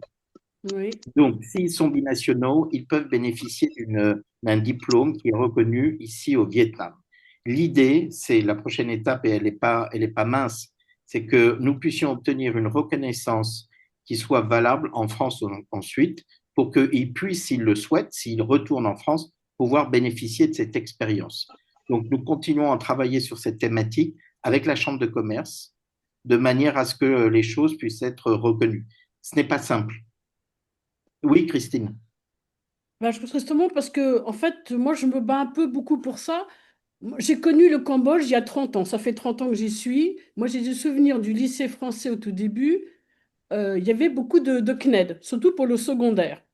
Et la question que je pose, pourquoi il n'y a pas une possibilité de permettre à ces binationaux d'avoir des cours de CNED, d'avoir du CNED Pro, parce que c'est possible et ça existe, parce que s'ils ont ce certificat à la fin, bah pour eux, c'est malgré tout une très bonne passerelle, une vraie, pour pouvoir continuer à aller en France. Parce que quelque part, ils ont la chance d'avoir les deux nationalités. Peut-être qu'ils resteront dans leur pays, mais s'ils peuvent retourner en France, ils peuvent continuer. Et ça va beaucoup plus les aider. C'est pour ça que je ne comprends pas qu'on n'arriverait pas à mettre en place le CNED. Et je sais qu'au Cambodge, ils ne veulent pas laisser les enfants au CNED et qu'ils font tout pour, mon maximum, les laisser dans le système scolaire, dans le lycée, qu'on appelle ça la cloche de l'AEFE. Alors, l'accès au CNED, mais Franck peut-être pourra compléter, n'est pas simple quand on vit à l'étranger parce qu'il est soumis à un cadre administratif. Si Mm. on demande le CNED, c'est parce qu'on est éloigné géographiquement d'un lieu de scolarisation ou pour des raisons médicales, parce qu'on ne peut pas assister aux cours. Et donc, si on sort de ce cadre, il est très difficile, voire impossible, d'avoir l'autorisation du poste consulaire pour accéder au CNED. Donc ça, c'est aussi quelque chose qu'il faut faire évoluer. Au jour d'aujourd'hui, pour bénéficier du CNED, c'est pas toujours simple. Après, sur la partie CNED Pro, je la connais moins, mais effectivement, alors je sais pas, Franck, est-ce que tu peux Ouais. compléter? Bon, très rapidement, c'est une vraie question. Effectivement, c'est soumis à l'accord du COCAC, hein, du Conseil culturel du poste diplomatique. Le CNED, c'est pas satisfaisant, il faut quand même le dire, hein, en termes d'éducation. Donc ça se substitue justement, c'est une des conséquences, c'est-à-dire qu'on ferme beaucoup de postes, il y a moins d'options, il y a moins de spécialités dans les établissements. Et donc on propose, les établissements peuvent prendre en charge le CNED d'ailleurs, hein, pour certains enseignements. Et on propose, quand je dis on, c'est les lycées, hein, euh, des dispositifs CNED. Quand on s'inscrit au CNED, on n'a pas les cours avant le mois de décembre, hein. Donc, si vos enfants sont au CNED, c'est pas un système éducatif satisfaisant. Il faut être clair là-dessus. C'est cher et c'est pas de bonne qualité. Moi, je suis désolé de le dire, hein, mais c'est comme ça. Donc, c'est une des conséquences de la privatisation du réseau, c'est bah, de multiplier les dispositifs CNED qui peuvent être pris en charge par les parents. Mais effectivement, bon, après, ça rend bien service à des familles sur certains dispositifs de langue, etc. Mais il ne faut pas que ça se généralise. Mais c'est soumis effectivement à l'autorisation du Conseil culturel. Par contre, Christine a tout à fait raison. La problématique de la reconnaissance d'une expérience acquise à l'étranger, c'est un sujet sur lequel il faut qu'on travaille. Je sais que on peut la faire valoir dans le cadre d'un retour en France. Ça, c'est possible. On peut la faire valoir, mais il y a pour ces jeunes gens, en particulier lorsqu'ils sont issus de familles très modestes, bénéficiaires de bourses scolaires quand ils sont dans le réseau, avec peu de possibilités d'aller en France pour étudier ensuite, un besoin quand même de reconnaissance de l'expérience acquise. Et Et, je pense qu'il y a des améliorations à apporter en la bah, matière. il y a toujours des améliorations, mais ça dépend de quoi on parle, hein, d'ailleurs, hein, mais Oui, oui, bien la sûr. reconnaissance, elle est quand même assez forte du système éducatif français. On est un des seuls systèmes éducatifs qui ouvre des portes à l'étranger. C'est-à-dire que nous, on peut aller dans le système anglais, par exemple, et les Anglais, ils peuvent pas venir dans le système français. Donc, sans dire on est les meilleurs, on est quand même très bons. Et il y a une reconnaissance sur l'orientation post-bac Parcoursup, il y a des choses à dire, mais on peut valoriser des parcours faits à l'étranger ou des choses, hein, des dispositifs auxquels on a participé, où les enfants ont participé. Enfin, il y a toujours des choses à améliorer. C'est pour ça qu'il ne faut pas priver les gens, mais quand on est à l'étranger ou dans un établissement français où on fait d'autres choses à côté, on peut quand même mettre en valeur son parcours et accéder à tout un tas de choses, pas seulement dans le système français, d'ailleurs. Parce qu'on a des élèves, il y a quand même 60% des élèves des binationaux, tu as fait référence aux binationaux. Je connais un peu la problématique du Vietnam, parce que je vis en Asie et je m'intéresse quand même au Vietnam, au Cambodge et à tous ces pays-là. Il y a des particularités liées à ces deux pays, effectivement, avec quand même des élèves qui sont pas forcément, qui n'ont pas tous 18 ou 19 sur 20 dans toutes les matières. Tu as parlé de l'enseignement professionnel, voire même de pouvoir rester dans le système éducatif du pays. Ça pose problème souvent. Absolument. Très bien. Alors, il y a Dominique qui a levé la main. Oui, bonjour à tous. Donc, je reviens sur l'explication de Franck Pajot et je suis bien concerné parce que mon fils a été radié du lycée français l'année dernière au mois de juin, le 26 juin. Ça veut dire qu'en fin de compte, je me suis retrouvé avec le problème sur les bras en juillet et août qui étaient fermés. Et effectivement, pour certifier qu'effectivement les cours du CNED c'était restreint parce qu'il était dirigé en professionnel. Évidemment, il n'y a pas de porte de sortie en Thaïlande, enfin en Asie, enfin le lycée de français de Bangkok, néanmoins. Et donc ça s'est passé très très mal. J'ai demandé récemment de pouvoir avoir une aide. On m'a dit il a été radié, on n'a plus rien à voir avec vous. Alors je vais être radical sur les mots, hein. Ça c'est des choses que moi je ne comprends pas du tout, parce qu'on a fait confiance au lycée français pendant 10 ans. On a imaginé qu'on allait faire terminer nos études et aller en France après de façon logique, relativement logique, on va dire, pour pas mal de personnes. Et à la fin, on se retrouve en disant, bah, écoutez, non, ça marche pas du tout. C'est pas comme ça se passe. Et vous n'avez rien à dire. Et vous allez en France. On me dit très simplement, vous envoyez votre fils en France, vous le mettez au pair, un point, c'est tout. Donc, je ne pense pas que ce soit des bonnes réponses, parce qu'il n'y a pas de suite dans les idées. Il y a quelque chose, il y a un chaînon manquant quelque part dans le système on va dire en secondaire, hein, essentiellement, puis c'est dans le secondaire que tout se fait entre la troisième et la seconde. Et mon fils est au CNED et ça se passe très mal. Bah oui. Hein, ça se passe très mal. Je Et comprends, là, donc, Dominique. je suis en train par moi-même de trouver un établissement en France. Je vais pas m'absenter pendant un mois et demi. Ça coûte une fortune. Je ne vais pas le mettre en privé parce que j'ai pas les moyens de le faire. Donc, je vais le mettre en public. Il n'y a pas de raison que ça se passe mal si on trouve un bon établissement. Public, ça existe quand même. Néanmoins, c'est un gros problème qui coûte beaucoup d'argent, qui met des espoirs, des espoirs de longue date, hein, de longue date, de côté, d'un revers de main. J'ai des rapports très chaleureux avec la COCAS, mais tout le monde exécute les ordres et tout le monde Ouais, répond à des règlements. Voilà. Donc, ouais. il n'y a pas du tout un aspect. Moi, je vais citer mon cas, hein, je vais en parler parce que ça mérite quand même d'en parler. L'année dernière, il y a un an et demi, j'ai pris un cancer. J'ai perdu la moitié de ma boîte l'année dernière. Malgré tous ces soucis, mon fils est sorti avec je prends lui, mais je pourrais prendre tous les élèves qui sont concernés, avec un 11 ou 12 de moyenne. Il a eu son brevet l'année d'avant. On a dit, ça suffit pas, t'es pas bon en maths, donc tu t'en vas. Donc si ça ne demande pas, ça ne te pose pas de questions, il y a quand même des questions à se poser.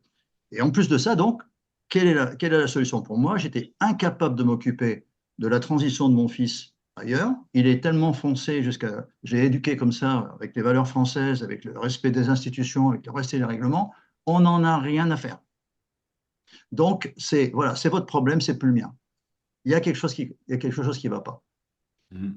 Quelque chose qui ne va pas. Parce qu'effectivement, il y a les sorties locales, mais c'est extrêmement difficile pour un élève qui a eu un cursus français de 10 ans de revenir dans un établissement local. Moi, j'interviens en université ici, en tant qu'intervenant, en tant qu'entrepreneur.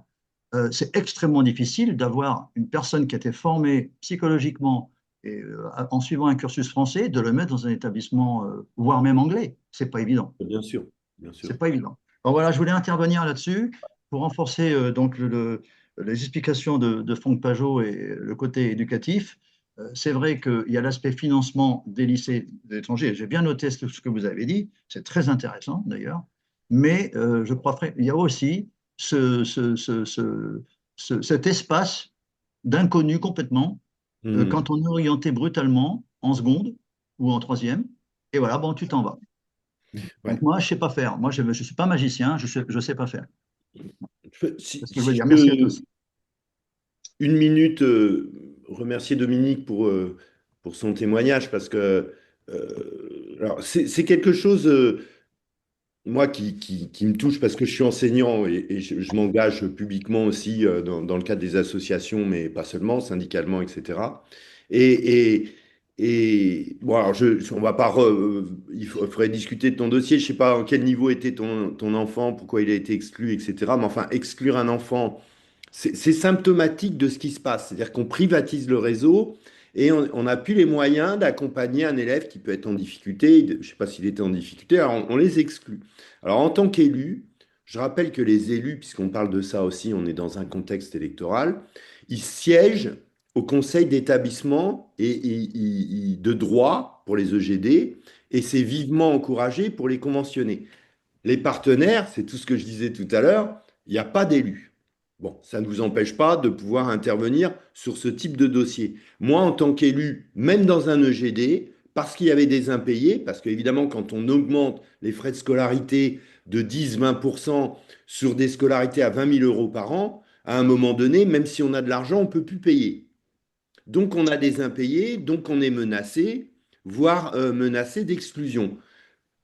Moi, je suis pas là pour dire il faut encourager les mauvais payeurs, mais quand on ne paye pas, c'est parce qu'on a souvent des bonnes raisons de le faire. Mais on ne touche pas aux enfants. On ne touche pas à la scolarité des enfants parce que c'est pas eux qui sont responsables de ça. Je dis pas que les parents sont responsables, hein, mais en gros, vous comprenez le discours. Donc souvent, il faut interpeller les élus et il faut que les élus de proximité interpellent les sénateurs, les parlementaires sur cette question-là. On a mission de service public pour les Français de l'étranger. C'était dans mon introduction. C'est pas une parole en l'air. C'est-à-dire que et on doit, c'est pas seulement sur les cours et le contenu des cours, mais c'est aussi sur les dispositifs d'aide. Si on a des difficultés, Raimé parlait de l'inclusion, etc. C'est pour ça que pour moi, le lien avec la France, l'institution française, est capital pour ce genre de choses. On peut pas, même en tant qu'association, c'est très bien de le faire, hein, mais se substituer à ce lien institutionnel. euh, bon, voilà, il n'y a plus de dispositif pour aider les gens. Et c'est pas seulement une question d'argent encore. Je remercie aussi Mona au Cambodge pour cette question des violences intraconjugales qui ont été au centre de la crise Covid. Moi, quand je me déplace, chaque établissement devrait avoir au moins une psychologue dans chaque établissement. On recrute, on dit qu'il n'y a plus d'argent, les établissements, ils recrutent des chargés de communication. C'est très bien la communication, on doit communiquer. Mais en priorité, s'il n'y a plus d'argent, on doit avoir des dispositifs, on doit avoir des infirmières, on doit avoir des psychologues qui sont dans les établissements. Voir, parce que c'est compliqué, Mona l'a expliqué, puis d'autres. Raimé aussi, on est à l'étranger, on n'a pas les mêmes dispositifs qu'en France. En France, quand on est en grande difficulté ou où on a des handicaps profonds, on peut aller dans des dispositifs de SECPA, etc. On n'a pas ça à l'étranger. Donc on met les enfants dans des secondes ou des premières, ils peuvent être en grande souffrance psychologique parce que l'inclusion, c'est très bien, mais c'est pas forcément adapté. Donc, ce sont des sujets très, très complexes et on n'a même plus les moyens s'en saisir et de travailler dessus.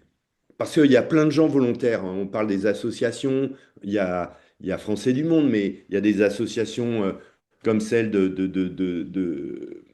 Mona au Cambodge, mais je pense que ça existe aussi au Vietnam. Voilà. Euh, notre camarade Bauchier en Thaïlande parlait des autres associations sur les questions des retraites. On a beaucoup de gens volontaires quand même. Et c'est la force, c'est notre force aussi. Mais on n'a plus les moyens non plus de coordonner tout ça.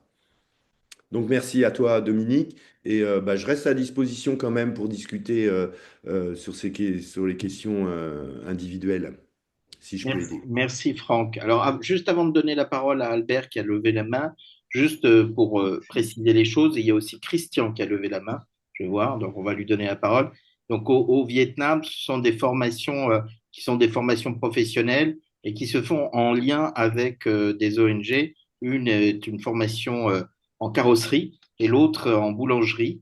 Donc, c'est vraiment c'est du concret et là, et permettent d'obtenir très vite un emploi, mais un emploi au Vietnam.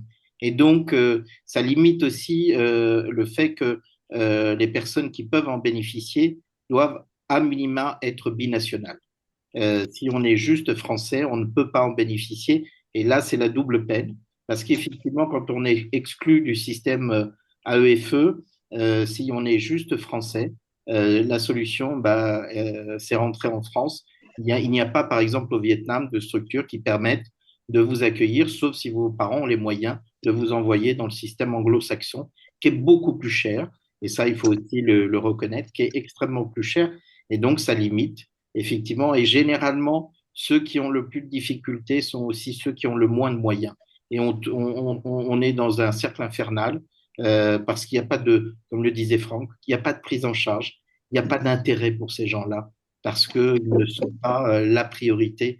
Et que ce soit des enfants mineurs, à partir du moment où ils sont plus dans l'établissement, ben, ils n'existent plus vraiment. Alors quand ils sont français, on peut les signaler auprès du poste consulaire. Le poste consulaire peut éventuellement faire quelques démarches, mais si les associations ne sont pas là derrière, à la fois pour aider, mais aussi pour rappeler au poste consulaire quelles sont ses obligations parfois, il n'y a pas grand-chose de fait. Donc, il est essentiel d'avoir des associations qui soient bien présentes et bien actives sur le terrain. Albert et Christian. Oui, bonjour à tous. Je voulais saluer toute l'équipe, Rémé, tous ceux qui ont permis à cette séance d'avoir lieu aujourd'hui parce que c'était pas facile. Il était question d'annuler complètement nos universités.